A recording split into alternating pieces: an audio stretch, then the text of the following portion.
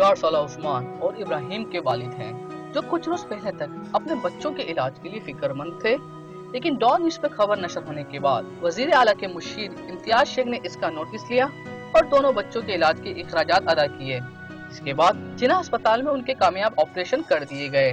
बच्चों के वालिद इस मौके पर बहुत खुश नजर आए। वो अगर डॉक्टर में आए तो वो बेहतर है, क्योंकि डॉक्टर में ताकि वो जिस इस पीरियड से मैं गुजरा हूँ, तो मैं चाहता हूँ कि मेरे बच्चे भी ताकि ऐसे लोगों का हम इलाज कर सकें जो भी हमसे प्रोवाइड हो। हम उन्हें जो है, हमारी कोशिश ये है कि हम उनकी हेल्प कर सकें।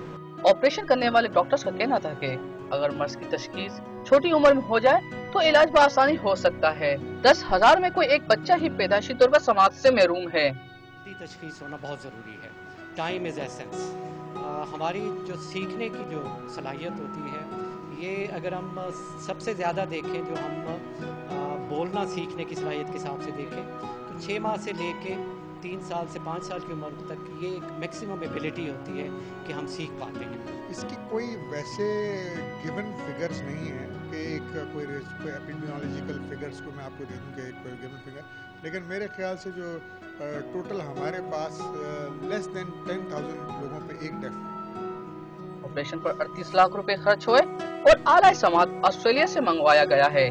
डॉक्टर्स पुरुम्मीद हैं कि कुछ माह बाद बच्चे नॉर्मली सुनने के काबिल हो जाएंगे। कैमरामैन फैसल शेख के साथ तनवीर अहमद, डॉन न्यूज, कराची।